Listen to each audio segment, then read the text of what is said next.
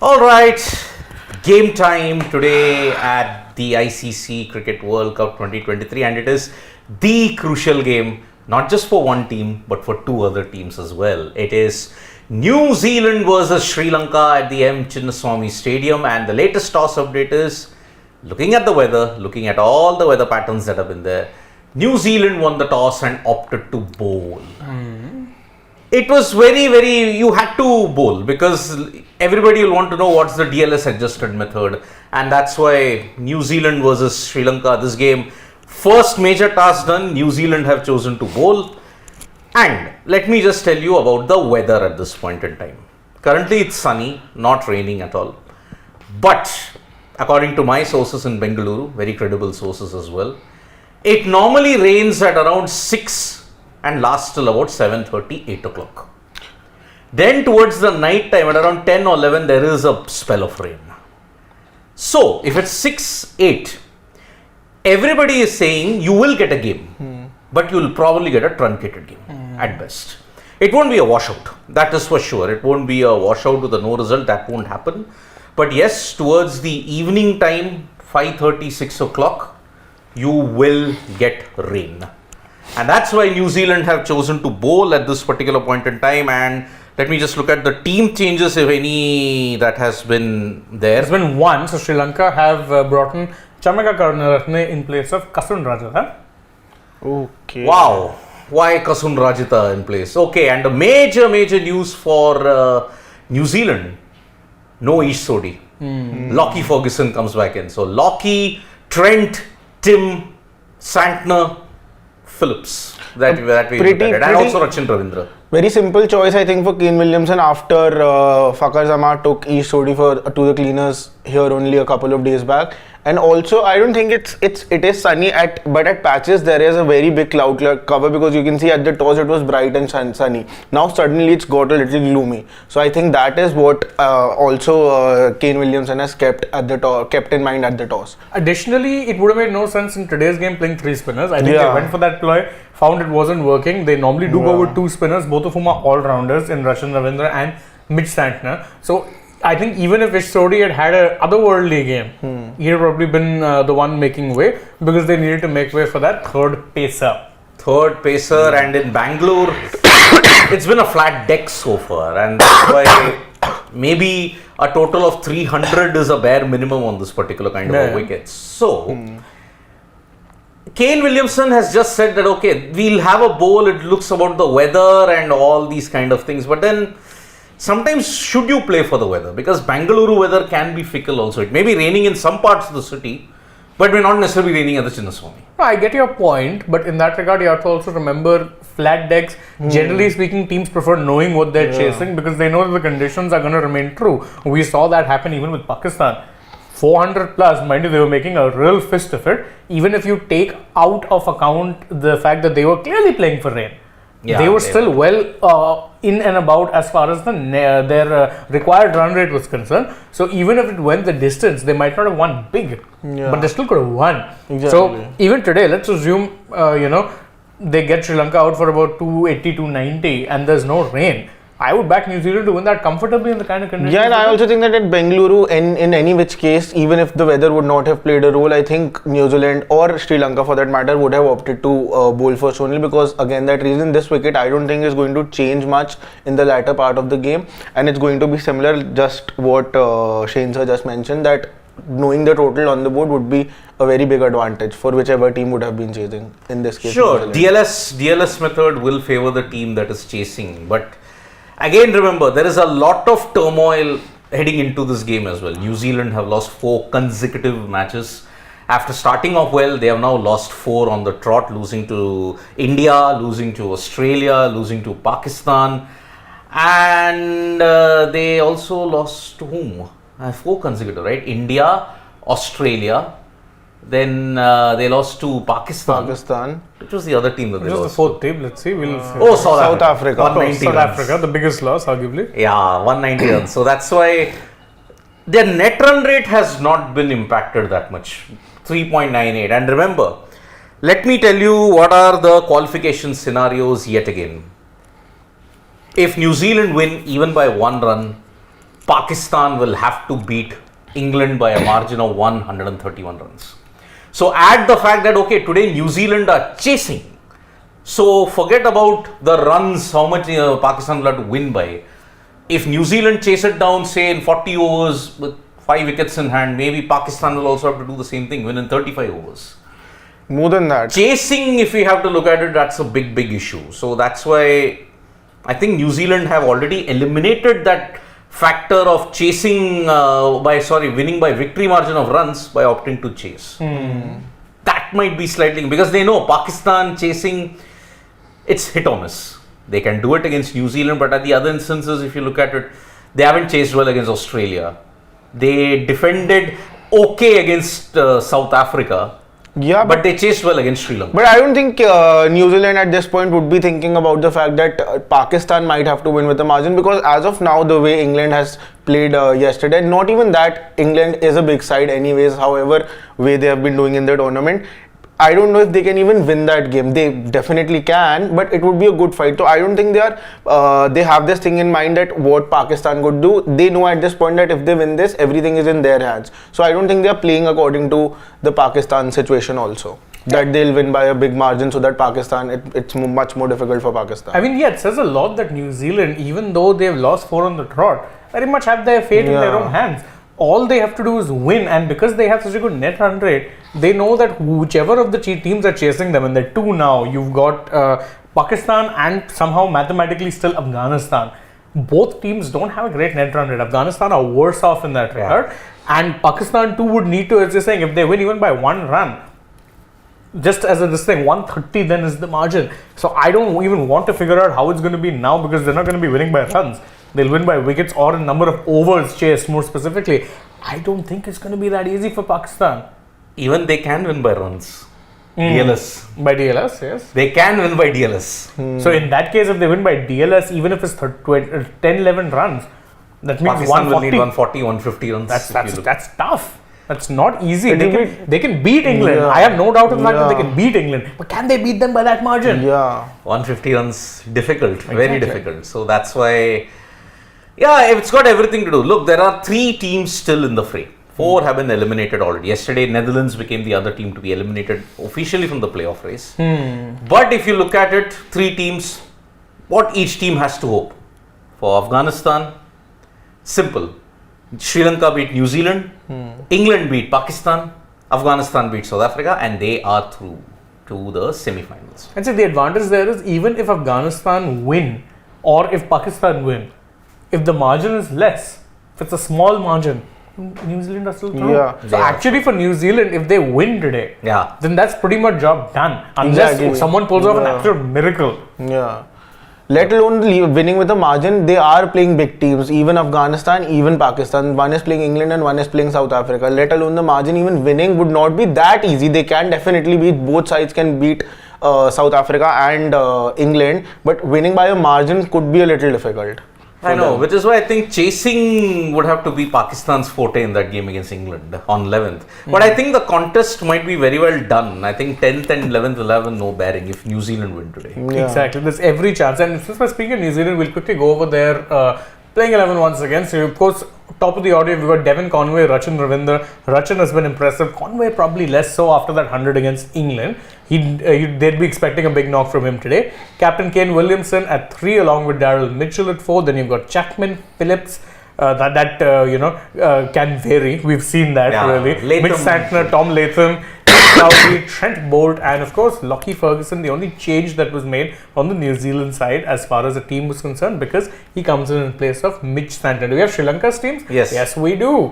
Pathum Nissanka and Kusal Pereira will shore up the top of the order. Then you've got Kusal Mendes, the captain, who by the way himself has been enduring an absolutely torrid run of form. Also needs, a big knock from him today, and could very well be that day. He's the captain. Then you've got Sudhira Samaravikrama at 4, Charat Asalanka, Angelo Matthews, Dhananjay De Silva keeps his place after coming in the last game. Then you've got Chamika Karunaratne, who comes in place of Kasan Rajatha, Mahesh Theekshana, Dushmanta Chamira, and Dilshan Madhushanka, who has probably been their best bowler up until this point. Yeah, I mean, Dilshan Madhushanka is on top of the bowling charts at this point, along with Adam Zampa. So, Dushmanta Chamira also will be very important. Tikshana also will be really. By bringing Karunaratne, I think they have also made their batting a little longer. Correct. Yeah, they bat till number 8 anyways. Tikshana 9 has shown a decent amount of prowess with the bat in some of the games that he's played in. So, but Sri Lanka head into this game with plenty of chaos and turmoil back home. Their board was dissolved, then reinstated because of a court order. And on top of that, if you look at all the corruption issues that have been there, the team is not performing well. It's not been a good World Cup for Sri Lanka at all. And looking at it, they could have started very, very well. But then they are coming also on the back of the heat that was generated in the game against Bangladesh. Oh yeah, the Nagin Derby was a heated one, and thanks to that timeout. And also not very favourable comments have come from Angelo Matthews' brother, Trevin, who said that Shakib will be stoned if he comes and plays a game. He won't be welcome in Sri Lanka. I mean, that is not the Sri Lankan spirit that is there. I mean, Sri Lanka is a very welcoming country and they ensure that, everybody has a very good time there.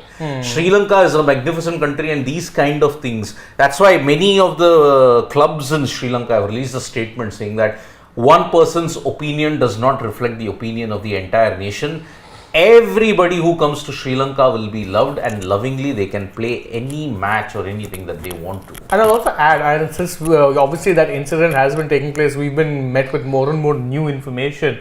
But with a lot of the arguments that were being made, let's say, in favor of Matthews, which I do understand, was that he'd reached the crease well on time and it was only the helmet strapping breaking that kind of caused it. Now we're getting to hear that he was already a minute and a half late. He had 30 seconds odd left when he reached the crease, which meant that he took a minute and a half to get there.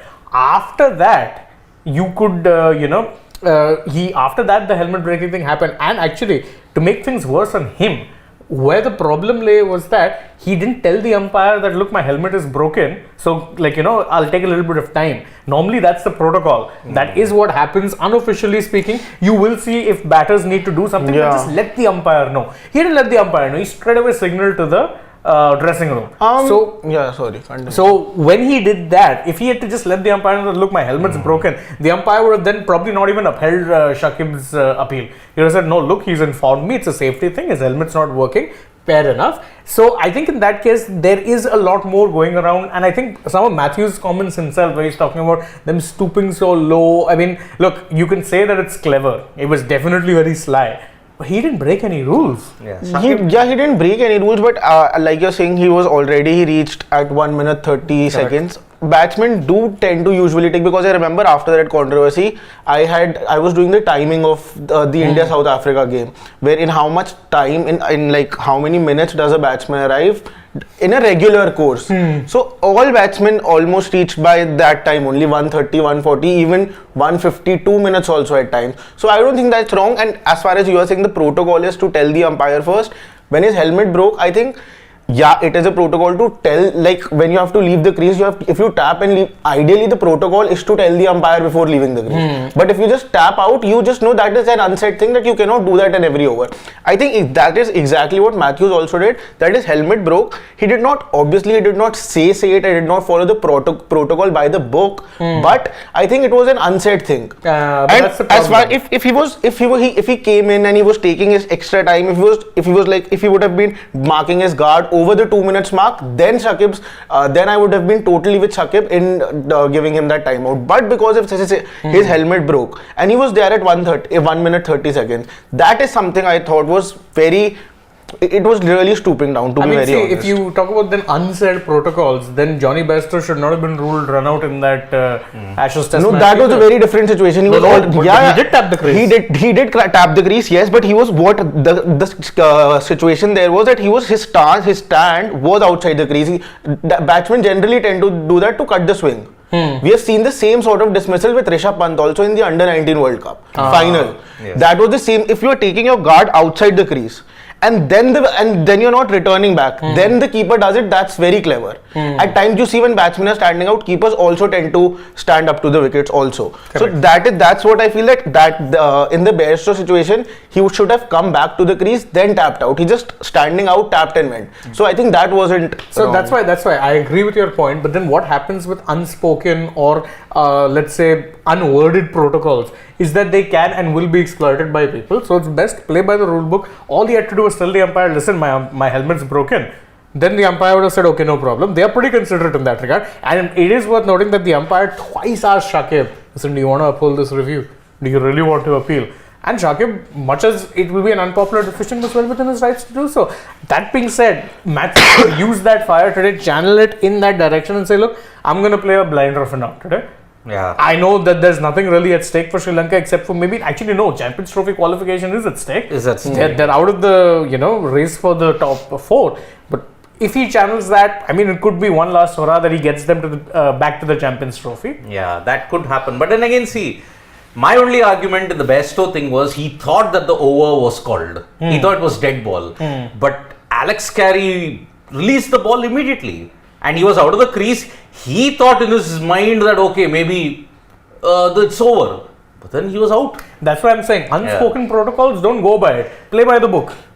Well, Matthews did share video footage that he had time. He still had time. He showed all the thing. The host broadcasters had timed all the kind of situations. But then again, my basic argument was he ready? Was he ready to face the first delivery before 2 minutes? He wasn't. Because you have to be ready at 1:45. 1 minute 45. He's saying, I had 5 seconds left. But boss, you are already 10 seconds over. Okay. Because you had to be at 1:45, you have to be ready. That's what the protocol says. You have to face the ball before 2 minutes. You have to, as in the bowler's run-up should start before 2 minutes. Being ready, it can be very subjective because for me, if I might need 15 seconds to get ready, you might need 20 seconds to get ready. It can also depend on what sort of a guard I am taking, where I want to stand, how I want to get in the zone. So, like the similar situation now, anyone can do that. If someone like a Virat Kohli comes into bat, if he is taking more than 20 seconds to get into his zone, then he needs to think about that and come in at 1 minute 20 seconds. And that's why it's best to come out, whatever else said and done, with your gear on. Yes. Don't have a helmet in your hand and a glove in your hand. Be prepared in the dressing room and just walk out. That way you're respecting not only the opposition but also the time of the paying fans. That you're not letting there be that much of a turnover. And remember, ODI already is one format which a lot of people are saying, boss, it's too long. Why do you need to be adding more time to it with things like this? It's become a rule now, even in T20 leagues and stuff like that. People do tend to try and ensure that they're out there ASAP. Let the turnover be quick. Let the flow of the game not be broken. And I think that's fair. So yeah, I mean, see, Matthews can share the proof that, okay, he was 15 seconds, he had 5 seconds and all that. But then at the end of the day, trust the umpire. He's taking time. He has to uphold whatever is the situation there. So I think it is really, I mean, Sri Lanka crying foul over things that were not, that they could have controlled. Yesterday, Chris Wokes had a similar situation. And he made sure to go and tell the umpire. I'll do a special video on that. Because see, how can you not inform the umpire? Matthews, okay, worst case scenario, if you wanted, you could just defend one ball. It was Shakib Al Hasan. Then call for a new helmet. How much time would it take? But again, safety is Matthews not that confident to even tackle spin. I can understand, freak incident, he bowls a bouncer, hits him on the side of the head, he collapses. But that doesn't happen anymore. That doesn't. So that's why. In fact, nowadays, even pacers are very mindful with how they use bouncers. Yeah. And this is spinner you're talking about. No, but it's not just about safety. At times as a batsman, you are more comfortable and your eye is more set in a helmet. I think his strap broke and he just did what anyone, that was a reflexive, he did not think about this. It was a very reflective thing that he did. That's what he exactly did. See, it is all the question of whatever has happened now, it's gone. Now, how Chris Wokes avoided an Angelo Matthews situation, that video will be up soon. Simple enough, he went and asked the umpire. So that's the thing. Now, remember, Sri Lanka and New Zealand, when you look at World Cup encounters, Sri Lanka leads 6-5. Wow. Yes, because New Zealand won in 1975, if I'm not mistaken. Then they won in 1983, but they lost one game in 1983. Also, they played twice there. 1992, New Zealand won, but then for the next 23 years, New Zealand couldn't win against them. Lost in 2003, lost twice in 2007, lost twice in 2011, which made it 6-3. But in 2015, New Zealand had their revenge, winning by 98 runs in Christchurch. And in the last World Cup encounter, 10 wickets they won against them in Cardiff. That was comprehensive. That was comprehensive. So 6-5, Sri Lanka lead New Zealand in World Cups. But remember, if New Zealand win today, it will be 6-6. And 99% all but qualified for the semi-finals. That 1% can be if and only if Pakistan pull off something spectacular. Absolutely. So yet again, scenarios are simple. New Zealand win, all but through to the virtual final, quarter-final for the New Zealand. Yep. If New Zealand lose, Pakistan, if they beat England, they are through to the semi-final, provided South Africa beat Afghanistan, which is on 10th, which is tomorrow, and Pakistan match is on the 11th. Do you think that we'll have a shut top 4 3 days before the group stage ends? Because today if New Zealand wins, Mostly, yes, I think closed. you'll see it. Yeah. If New Zealand lose today, your top 4 will be decided only on the 11th. Correct. Yeah. Simple. So that's the situation that we have. And Let's take a couple of comments before we go, because again the Lankan anthem is a little on the longer side. We have that. DC's question is pretty interesting. Not sure why ball swinging under lights. In fact, I had this thing in mind also that day, that Indian bowling is looking very lethal, definitely. But we should also remember that under lights, it was this Australian side who fell like a pack of cards versus the Afghan fast bowlers. And But that mind is you, Mumbai. but But under light, it's no. under lights. Although with Mumbai, you also have the added advantage that generally speaking, early on it does swing. It does swing. Early on, it does swing. That's why you can't chase well in Mumbai. It's a little tough to chase because of that reason. You have to see out that early period, Yes. then go hammer on tongs. Yep. So again, as we're saying, let's see. There's full-on conversations going on in fact the comments. Just scroll slightly up. We'll take some from the top. Freaking Awesome says that Kiwis have never won an ODI against SL in India. Yes, Yeesh. yes, But yes. this Sri Lankan side doesn't seem likely to defeat New Zealand, and especially in Bangalore. If Sri Lanka have to win, it might only happen if DLS comes into play. I wholeheartedly agree. Yeah, I mean, New Zealand have never beaten Sri Lanka in India. Wow. They lost in 1997. They lost 2 ODIs in 2011 also here. And also, if memory serves me right, which was the other time that they played? 1997 is one.